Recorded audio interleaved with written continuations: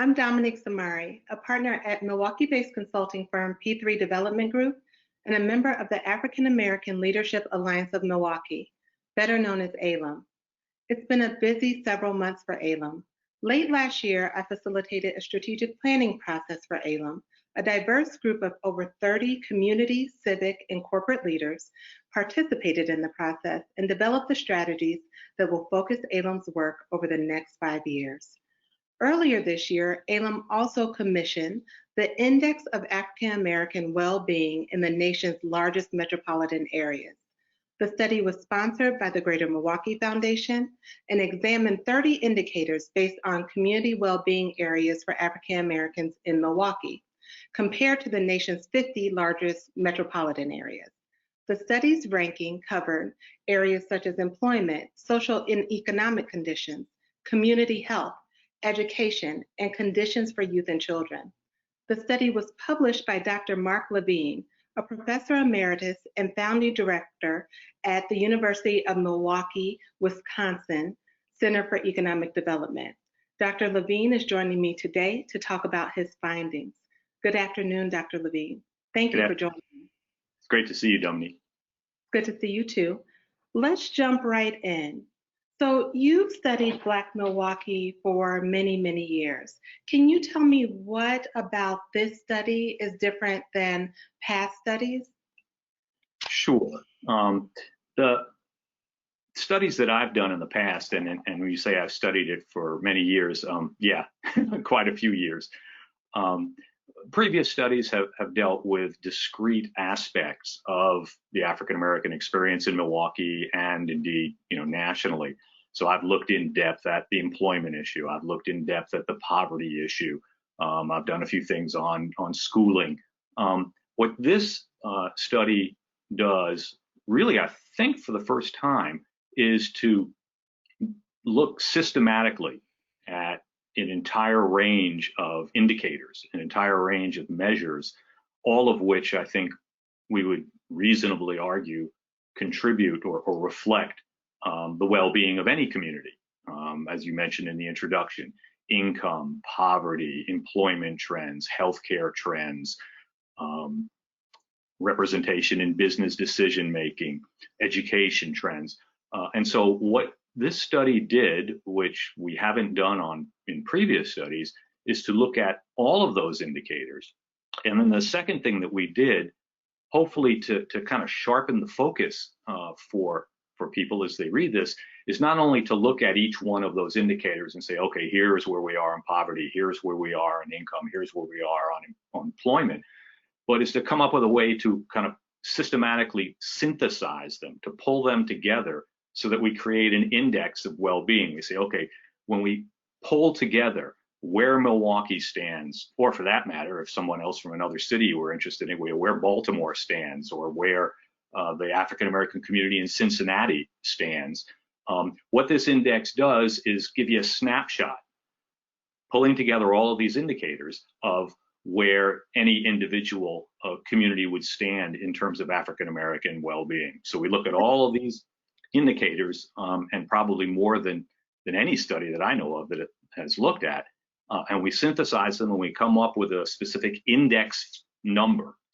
which is basically a synthesis of the ranks, and we can talk about how I arrived at this a little bit. Okay. But that number then will give you some sense of the overall African American well-being, in a community. Great. So for the first time, we're not just looking at a slice of the puzzle, we're looking holistically at the overall wellness of African Americans in Milwaukee. And when I took a look at the report, it's a lot, right? There's a lot of data there. You all did an amazing job with the synthesis. But folks are going to see this and they're going to want to read through the report themselves. What are some pointers you would give them to better understand the data? Well, I think the main thing to start off with is to obviously get a sense of what you and I have begun talking about. That is, what's the method? What's this report really trying to do?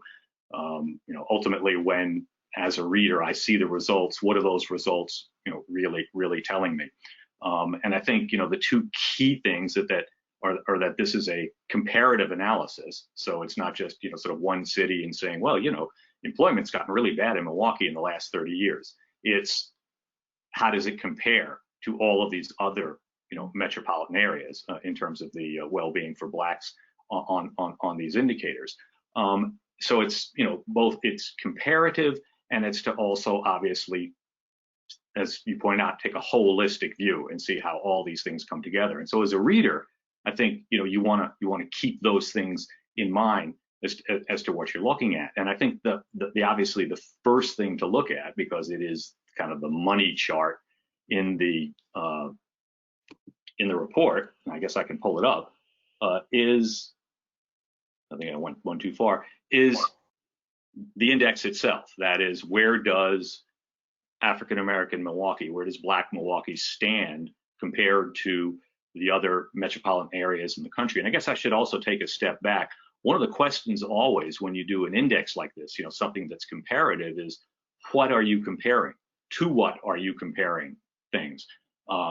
I mean, we could have compared Milwaukee to, I think there were 300 and something metropolitan areas in the United States. We could have compared just city to city and picked, any number of cities. So you have to kind of narrow it down and say, what's a reasonable comparison? What will tell us, what we might want to know? And so what we looked at are the 50 largest metropolitan areas in the country. And we said, okay, African Americans in the 50 largest metropolitan areas in the country, how does the well-being of those communities stack up in Milwaukee compared to all of those other places on all of these other indicators? And then we synthesize that into the composite index. And what the chart is here is in fact that index, which is basically the average of the ranks that each metro area had on each of the specific indicators. So when people are looking at the index, they should, number one, look at how Milwaukee is doing across all of these indicators, but they should also look at it comparatively. And so you've identified 50 of the other largest major metropolitan areas and provided a comparison for how we're doing across those indicators in comparison to how they're doing across those indicators. Is that right? Yes, each metro area that's listed on here has an index number that essentially reflects their ranks on all of these indicators that we've used for the study. And so, as I was saying, if a particular metro area was like the worst on everything, that index number would be 50. As you can see, or maybe you can see, it's pretty small lettering, but Milwaukee is at the bottom. It's the lowest, and it's ranks average 43, meaning that if you average all of the ranks on all of these indicators, we rank 43. And one way to sort of give you a picture of how grim that is that on the 30 indicators, Milwaukee ranks worst or next to worst on 11 of those 30. And we rank in the bottom 5 on 19 of those 30. And there were really only 4 indicators, 3 of them in healthcare and 2 of those with healthcare insurance, that we don't rank in the bottom 10. So that just gives you a sense, unfortunately, as we obviously pull this data together, of how difficult things are, how steep the challenges are for Milwaukee when we look at this in comparative perspective. Can you talk a little bit, it is a bit of a grim picture, but can you talk a little bit about the impact of potential drivers on those index values? And so when we think about economic leadership and segregation and educational attainment, what are the drivers that are impacting those values? Well, there are 2 parts to the study. One was obviously to get this benchmark, this ranking, this chart that you see in front of you. There are other charts that obviously show specifically how Milwaukee does on these various indicators, where it ranks. But the second part of the study was to look at what you just called, and what I called in the study, potential drivers. What are the explanatory factors? What things seem to be correlated with where a metro area stands on the index?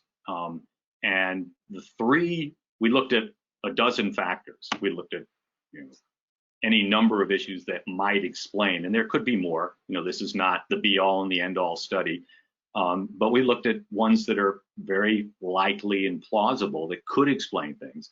And the three that seem to have the tightest correlation with where a metro area stood on the index were the level of segregation in a metro area, the level of educational attainment for the African American community in that area, and the third one, the representation of African Americans in leadership positions in the private sector in economic decision making. And if you look at those, basically what we found was, for the most part, there are obviously exceptions. There are things we call outliers. I don't want to get too technical, but for the most part, if a metro area was more segregated, it stood worse on the index. If a metro area had lower levels of educational attainment, that is more high school dropouts or fewer college graduates among African Americans, it stood worse on the index. And if a metro area had fewer African Americans in positions of either management or top executive positions in the private sector relative to the African American percentage of the overall labor force, so we controlled, for that. If representation was low in those areas, we tended to find that also the overall African American well-being in the community was lower, so that the community ranked low. And as you can see with Milwaukee ranking so low on the index, it turns out we're the most segregated, we have the lowest level of educational attainment, and we have the lowest level of representation in private sector leadership. So at least in the case of Milwaukee, the fit between those driver variables and the overall outcome on the index is very tight. In some other areas, not so much. So the overall correlations, might be a little bit lower, but again, we don't need to go into that sort of technical part. The point is, the data clearly suggests that those three factors, segregation, educational attainment, and leadership as reflected by representation in the private sector decision-making process, really do seem to be importantly correlated with overall well-being for the African American community. As you know, our strategic planning process was tracking just a bit ahead of your development of the index. I was surprised, and we've talked about this, to see that the strategies aligned with the potential drivers that you identified in your study. When you think about what else is needed to move the needle in these areas, what comes up for you? Well, again, you mean to move the needle in the driver variables, or to move the needle on the overall? In the driver variables, which then moves the needle in the overall wellness of African Americans. Right. Well, that's a very big question. Obviously, that wasn't something that I fully examined, in the study.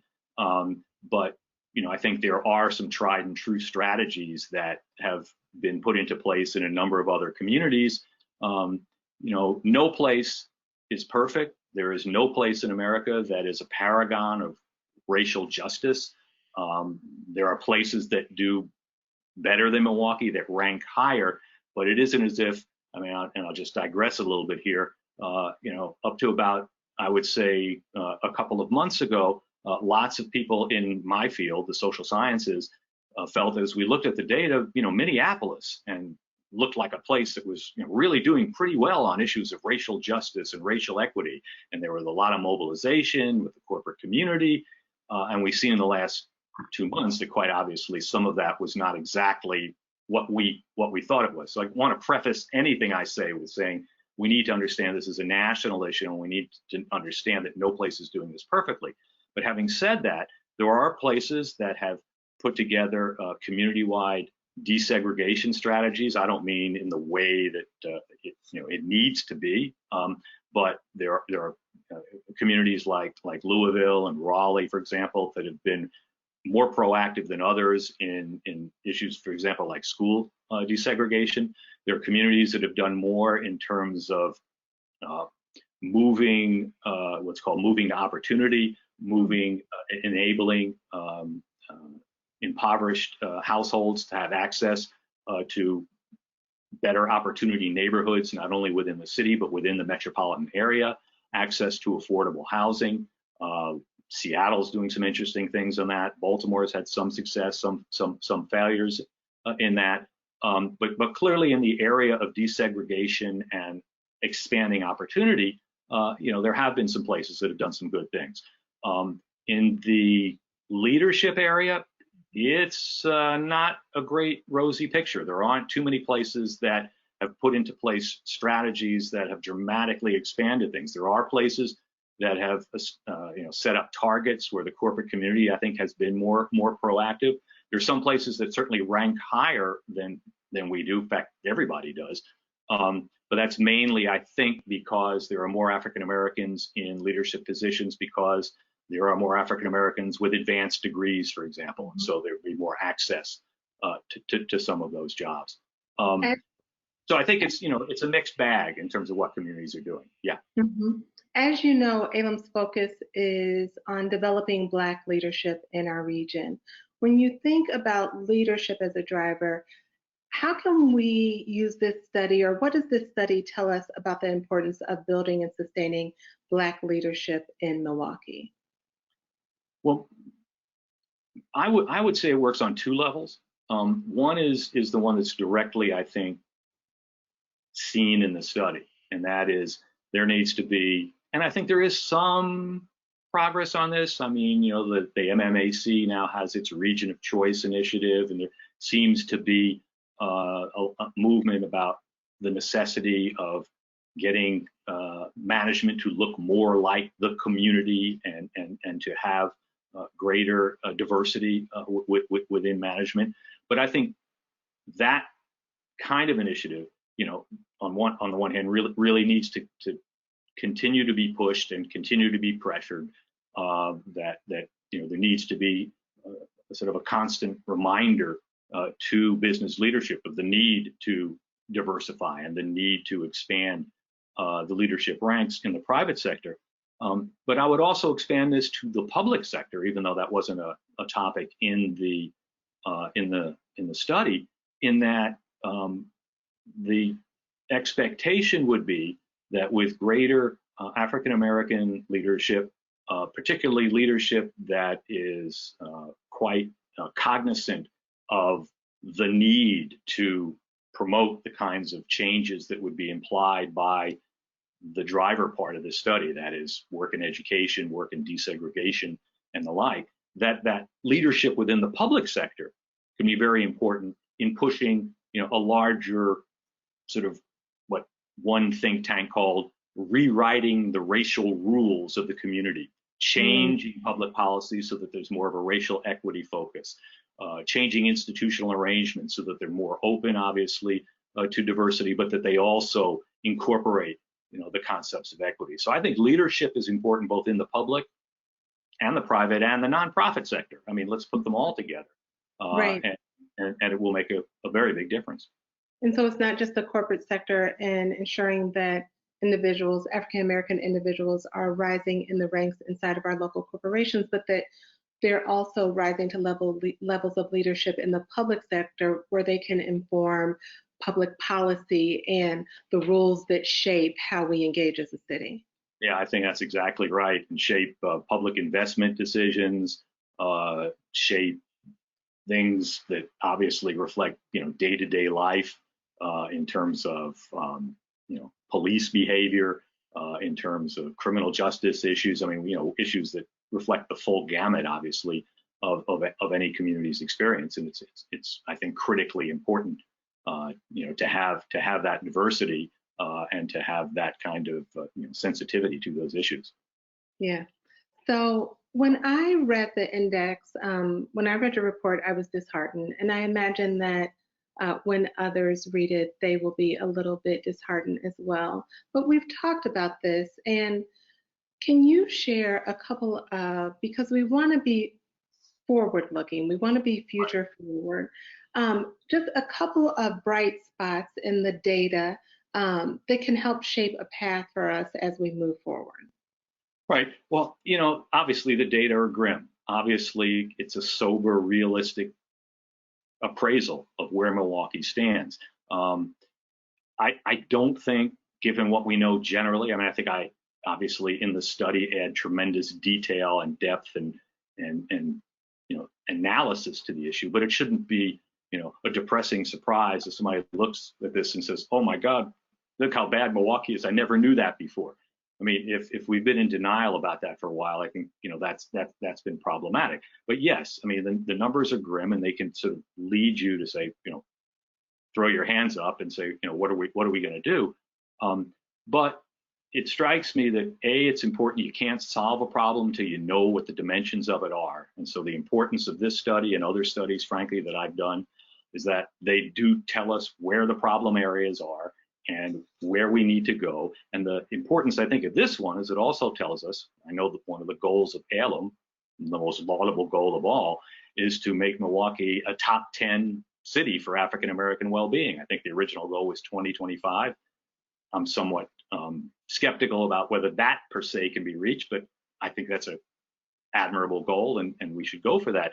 Well, to get there, you need to know where you need to go. And so that's why, I think the data is very important to tell us, what the distance is between us and a top 10 city. And there are charts in the study, that tell us that. The other, I think, potentially optimistic part of this is that if we know what some of these potential drivers are, it's not simply a matter of sort of throwing up our hands and saying, God, the problem is so huge, nothing works, where do we start? What can we do? I mean, we know that lowering segregation levels, and I'm not saying that's an easy thing to do, but we know that that will then ripple through and affect all of these other indicators. We know that leadership seems to also do the same thing. So that seems to me, even though the numbers are terrible, to reflect a kind of an optimistic take in terms of we know certain things do have an effect. The other thing that I discovered in doing the study is how closely correlated a lot of these measures are. That is, if you're bad in income, you tend to be bad in employment in terms of the well-being of African Americans. And if you're bad in employment, you tend to be bad in a host of other areas. And so if you move the needle in one of those areas, you're likely to move the needle in the other ones. And so it does indicate that there are levers to be pulled that can change things. And I think our task, our mandate for anyone interested in social justice in this community is to find out what those levers are, mobilize people to press down on those levers, and that can lead to change. And I will also, just not to be too long-winded, but there are examples of communities making, these sorts of changes in a, not ridiculously long period of time. For another study that I just finished, I looked at segregation levels in communities in the 1980s versus today. Milwaukee's hasn't changed very much, but there are levels of segregation, for example, in places like Dallas, places I would never have expected. Dallas, Kansas City, Tampa, where segregation levels have lessened considerably since the 1980s. Dropping by 20, 30%. So change can happen, and I'm actually optimistic that the mobilization that's occurred in the last 2 months in particular, and the work that AALAM's doing, can certainly move the needle very seriously in that regard. So there is hope. We now have the data. It's more defined and refined. We have a better sense of the picture. Not that we didn't know it was bad, but now we can point to specific data and understand exactly what our numbers are and where. We also have an opportunity to identify the levers that actually make a difference and can move some of these indicators. And from what I heard, it sounds like if you move a couple of these indicators, they kind of rely on each other. And so they're very closely correlated. So we move on a couple of things, and that means that we could move on many things. And that there are best practices, leading practices from across the country, specifically around our drivers, that could serve as examples for how we make a difference. Said it perfectly. Awesome. You're my translator. That's perfect. So I'm going to ask just two more questions. Was there anything in the data that stood out to you or surprised you? You talked a little bit about, we know you've been researching Black Milwaukee for a long time, and, there aren't a lot of surprises about our current state, but was there anything that surprised you in this study? Yeah, there were a number of surprises. One was the extent to which incomes have declined within the African American community in Milwaukee. Again, I've done some work on this over the years, but to look at income over since the Great Recession, declining by 7%, even as we've been in a recovery. And then again, in another study that I've just finished, I looked at back to the 1970s, and for the average African American household in Milwaukee, household income, when we adjust for inflation, has declined by 30%. I mean, that's mind-boggling that we've obviously fallen that much. So not by that much. Yes, it has fallen in others, but ours has fallen much more, and it's fallen much more than the national average. And it's fallen much more than you might have. I mean, we've been in a general stagnation since the 80s, but for example, white income in Milwaukee has only fallen by 2% when we control for inflation, not 30%. And so, well, the average, and this is in the AALAM index study, the median black household earns about 42 cents on the dollar to the median white household in Milwaukee. That's lower nationally, it's 60 cents. So that's not great either, but we're a lot lower than that. So I think those income gaps, which I think we generally knew about, are much deeper than we really know about. And that implies to me that, again, if we look at levers, one of the things that we need to do in leadership positions is say, how do we close that income gap? How do we close that wealth gap?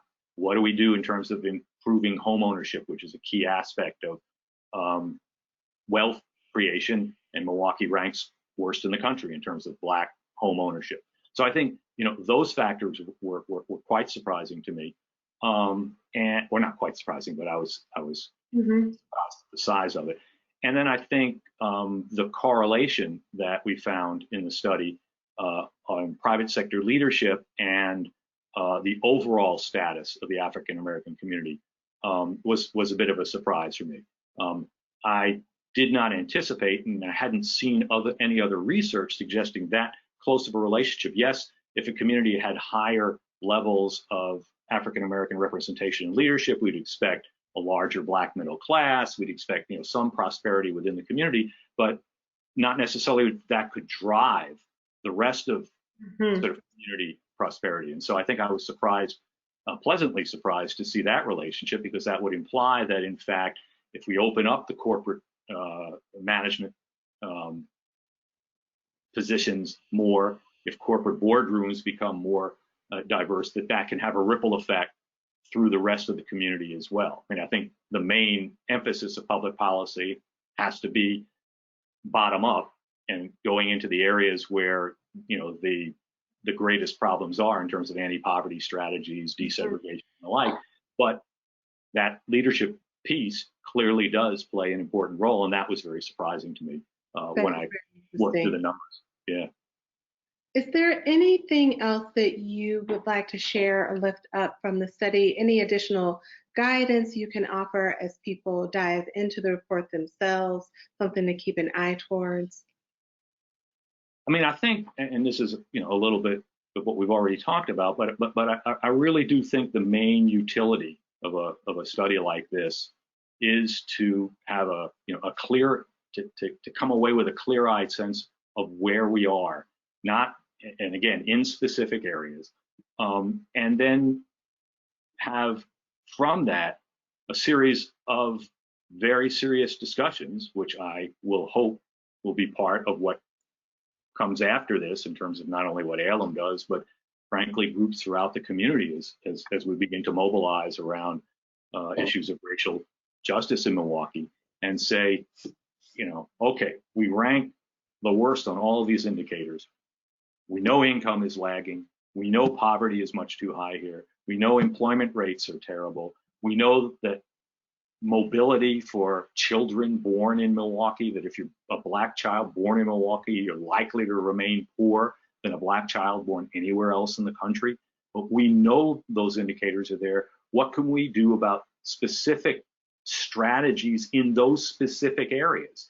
So it's not only just the drivers. I mean, I think that's an optimistic thing, that we know that we have these three kind of big drivers, but I think it's also pointing in the direction of strategy. You know, what can we do to raise income? Does that mean we need, and again, I'm just throwing this out, but does that mean we need a higher minimum wage? Does that mean we need, you know, any number of reforms in the labor market to improve that? You know, poverty is crucial here. What do we do about poverty? What's our anti-poverty strategy?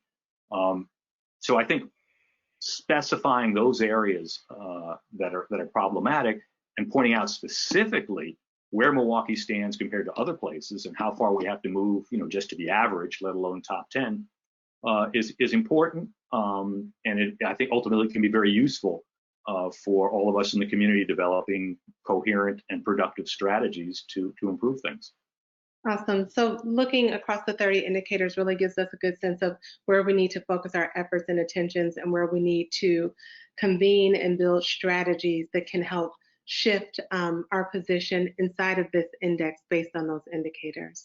Right. This has been a great conversation. As you know, Dr. Levine, I am a huge fan. I want to thank you so much for being here with me this afternoon and for your tremendous work on the index. I just want to point out to the listeners that the Index of African American Wellbeing in the nation's largest metropolitan areas can be found on the following websites: the University of Milwaukee Center for Economic Development, the Greater Milwaukee Foundation, and AALAM's landing page. And those websites will be up after this webinar so that you can access them. Everyone have a wonderful day, and thank you again for being with us.